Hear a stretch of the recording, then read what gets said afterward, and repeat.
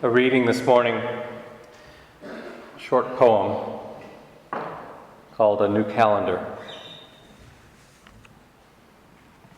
A new calendar. Dates unfilled, times unclaimed, birthdays unmarked. The holidays fade, and as the stupor subsides, as the winter sets in, as the quiet returns. A new calendar. Mistakes not made, relationships not broken, nothing to take back. The measurement of time as if it could be measured, as if it should be measured, as if I could stop its measure. A new calendar. Abundance of possibility. Possibility of abundance.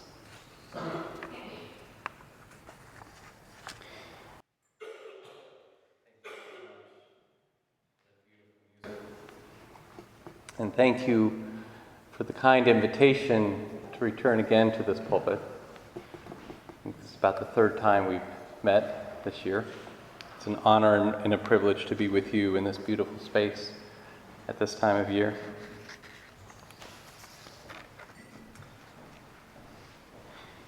You know, it starts as sort of a low rumble, I think, somewhere around Halloween. Our part of the earth is leaning away from the sun, and our days become shorter, the darkness longer. The cool chill sets in, and in a breath, we get busy. We call it the holiday season, but at least for me and perhaps for some of you, the holidays seem about anything but holy. You know, that low rumble in the midst of autumn becomes an ever-increasing roar of activity, of expectations and preparations. There are those recitals to attend and the parties to go to, and there's all the shopping to do, or perhaps this year we're not going to shop and we're going to hand make all our gifts, but then we have to do that. And then there's all the Christmas cards to address and send, and the din gets ever more intense with the disappointments, the memories and regrets of what could have been or who should have been there, or for some of us perhaps the loneliness that we share, a loneliness that we're not able to really express into a public that appears to be in the thralls of joy. And the noise just piles on. There's these annual sort of bizarre news stories about a war on Christmas. Stories that try to convince us or anyone listening that there is only one possible reason to celebrate this time of year. There's the constant soundtrack of music in the background demanding joy and peace.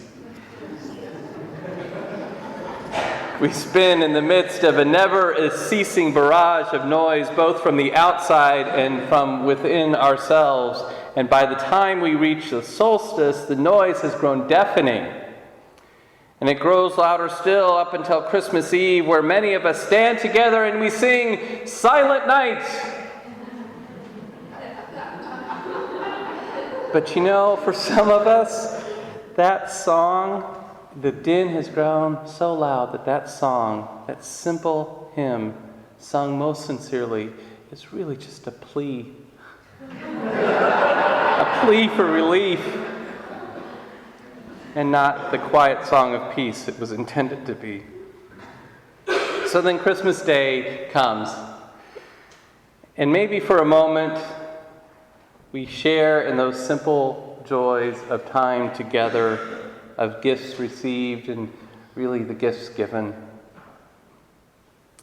And perhaps sometime during that day, a breath of peace. But you know, kind of like a roller coaster with one last death-defying drop, we go into this next week, roar of one more week with the end-of-year push to finish that that last project at work, or to be entreated to all those year-end charitable deductions, or there are these incessant lists of the best books from last year that you didn't get to read, and all that best music that you didn't really have the time to listen to, and the remembrances of the people who have died, the famous people who have died, whose passing you hadn't noticed. And all of this is swirling around as we prepare yet for one more celebration with this call of, what are you doing New Year's Eve?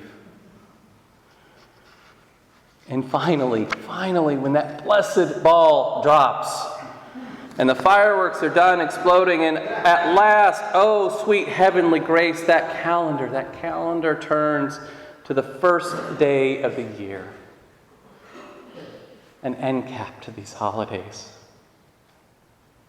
And in the cold, and in the dark, in the silence, we can perhaps at least, and at long last, breathe.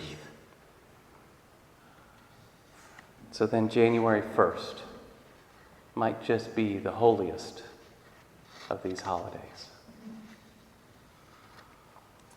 For many years, my wife, Caroline, would receive a new calendar as a gift for Christmas. It's sort of a tradition in her family. It was always one of these beautiful wall calendars with bold artistic images for each month, and all those big white squares marking the days and weeks and months of the coming year.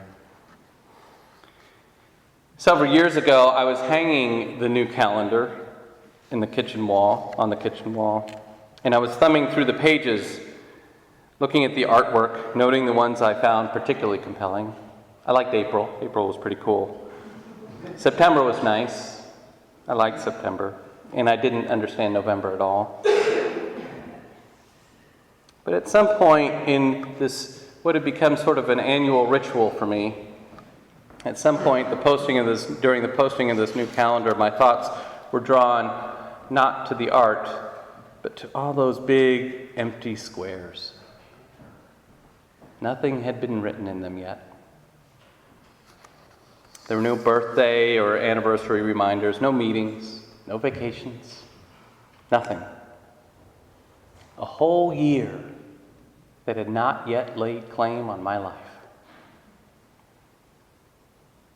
And I began to consider, sitting there in the kitchen, I began to consider all of the things that might fill up those squares, all those times and places I would have to be, all the people I would encounter, all the things that I would have to get done.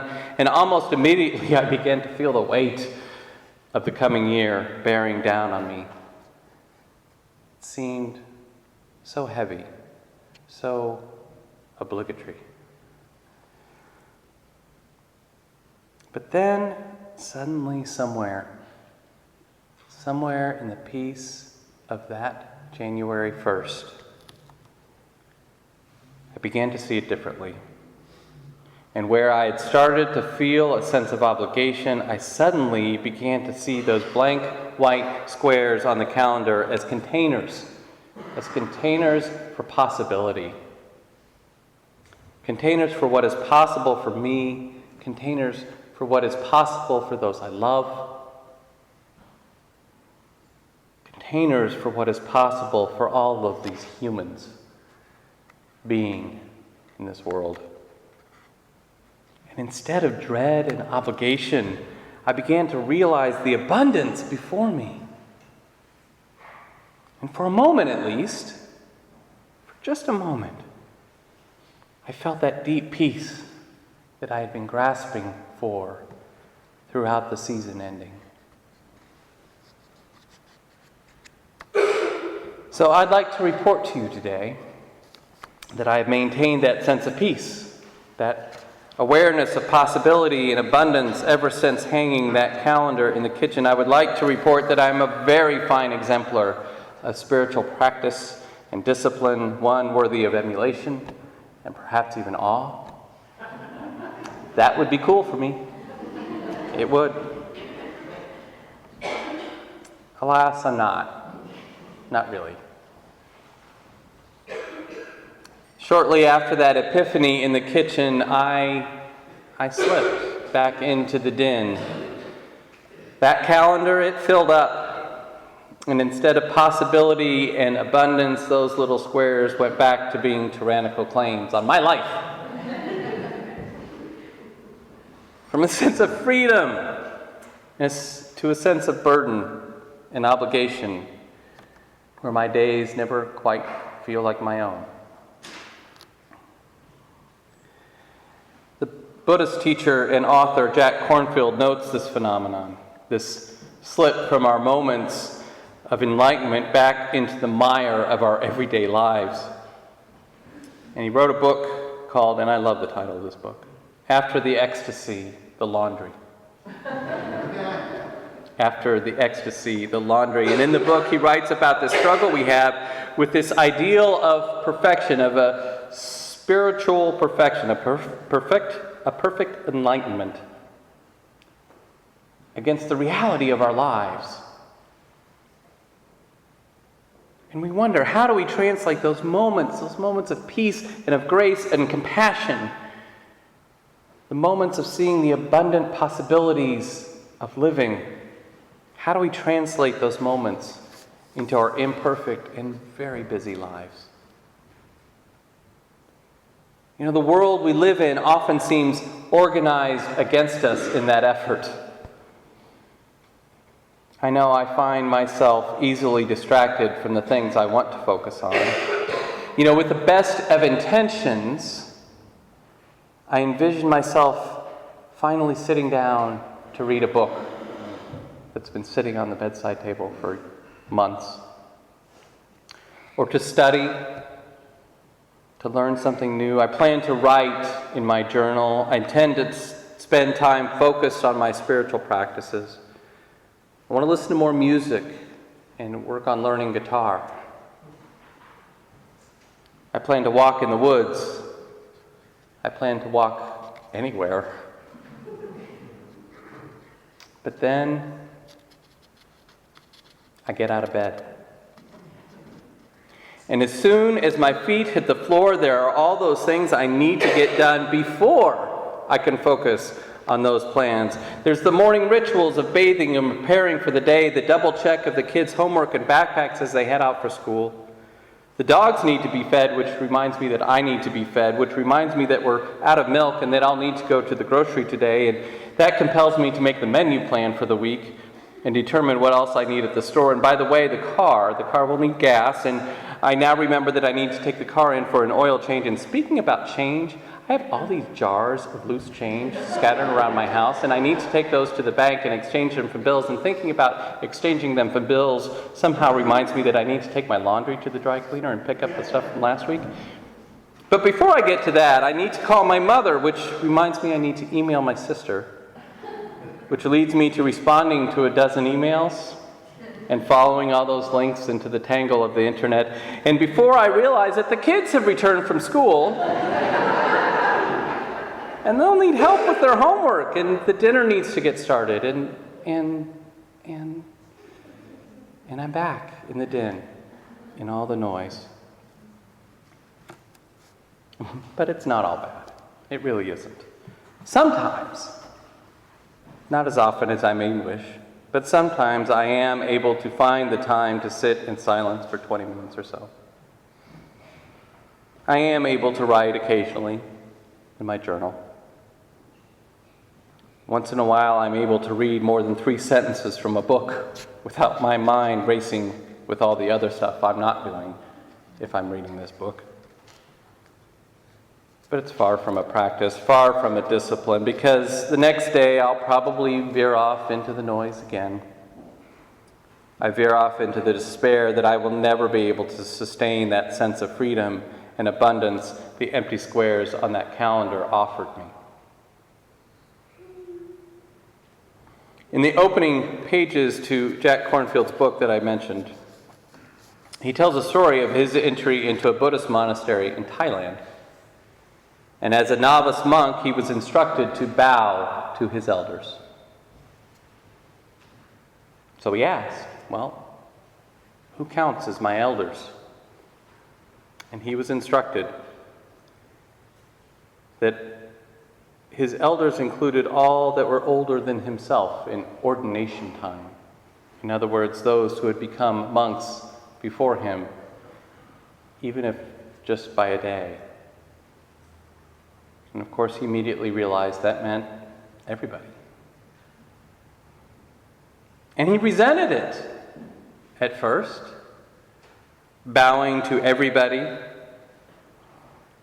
particularly bowing to those he didn't really see as his elders, these young monks who were there only to please their parents, or others he didn't see as really great masters, worthy of his respect or reverence.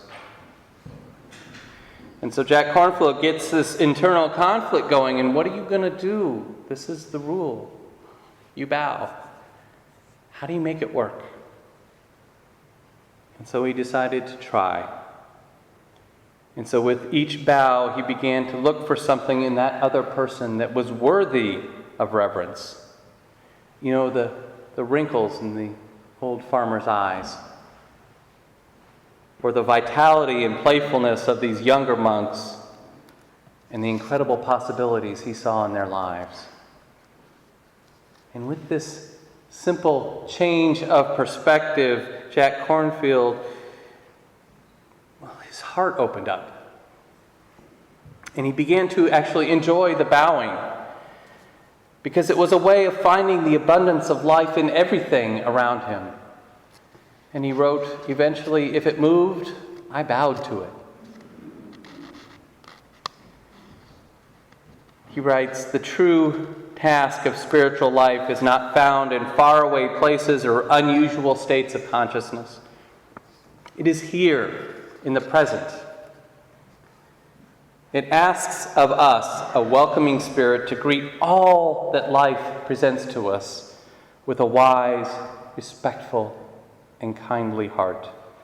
We can bow to both the beauty and suffering, to our entanglements and confusion, to our fears and the injustices of the world.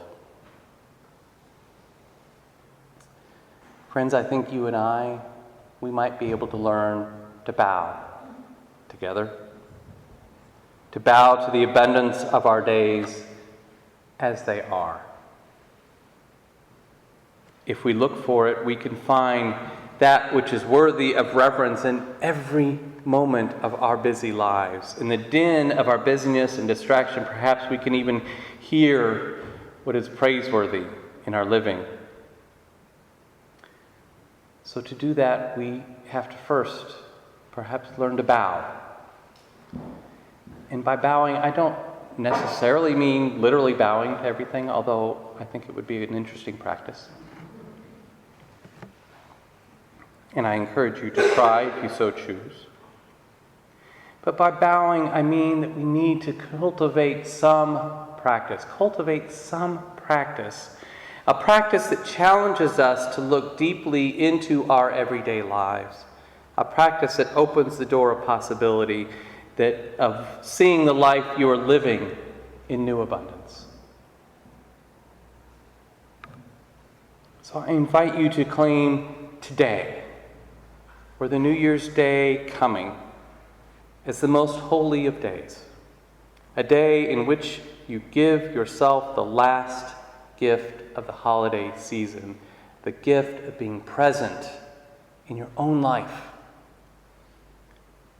A holy day, not because it marks the first day of a calendar year, but because you are here and alive and held in love. Held in love in this church on this day. This church that, instead of being organized against our efforts at spiritual growth as much as our world would appear to be, is instead intentionally organized to cultivate, to create the right conditions for that growth, and to lovingly and compassionately support the possibilities of abundance that lie within each and every one of us. I invite you then to allow yourself to be supported by this community and to find in each day a container of possibility.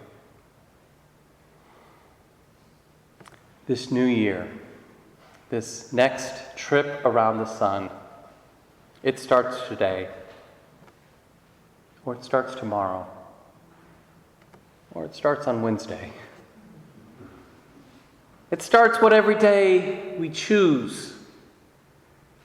It starts on every day we choose our lives. It starts on every day we connect our lives to the lives of others with whom we journey. On that January 1st, several years ago, I was hanging a new calendar on a kitchen wall, and I had a moment of peace. And I had this glimpse of what the abundant possibilities for my life could be. And in that moment, I wrote those lines that I read earlier. Words to me as a reminder and perhaps a prayer. New calendar. Dates unfilled, times unclaimed, birthdays unmarked, mistakes not made, relationships not broken, nothing to take back. A new calendar, abundance of possibility, and possibility of abundance. May it be so for you on this day and tomorrow and in all your days to come. Amen. Our closing words this morning are from T.S. Eliot's poem, Four Quartets. These things have served their purpose, let them be. So with your own, and pray they be forgiven by others, as I pray you to forgive both bad and good. Last season's fruit is eaten, and the full-fed beast shall kick the empty pail. For last year's words belong to last year's language, and next year's words await another voice.